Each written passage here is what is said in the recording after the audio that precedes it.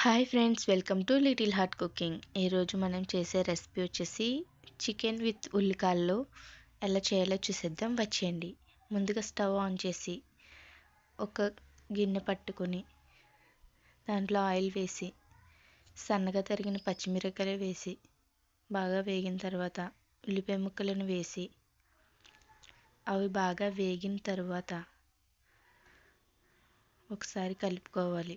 అవి బాగా వేగిన తర్వాత మనం చిన్న ముక్కలుగా కోసుకున్న ఉల్లికాయలను వేసి మరొకసారి వేపాలి.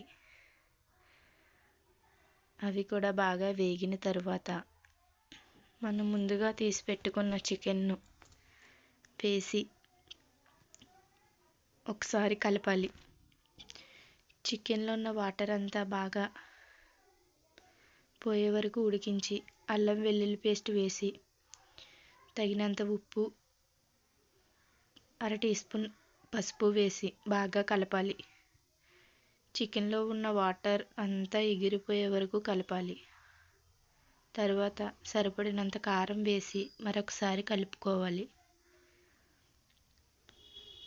చికెన్ ఉడుకుతున్నప్పుడే కొద్దిగా వాటర్ వేసి మరొకసారి కలపాలి. చికెన్ కూర దగ్గరికి అయిన తర్వాత కొద్దిగా కొత్తిమీర వేసి కొద్దిగా కరివేపాకు వేసి ఉడికించాలి. బాగా ఉడికిన తర్వాత చివరిగా ధనియాల పొడి, జీలకర్ర పొడి వేసి కలపాలి. అంతే, గుమగుమలాడే chicken curry ready. Chicken with ఉల్లికాయల కర్రీ రెడీ. ఈ వీడియో కనుక మీకు నచ్చినట్లయితే లైక్ చేయండి, షేర్ చేయండి, సబ్స్క్రైబ్ చేయండి. Thank you.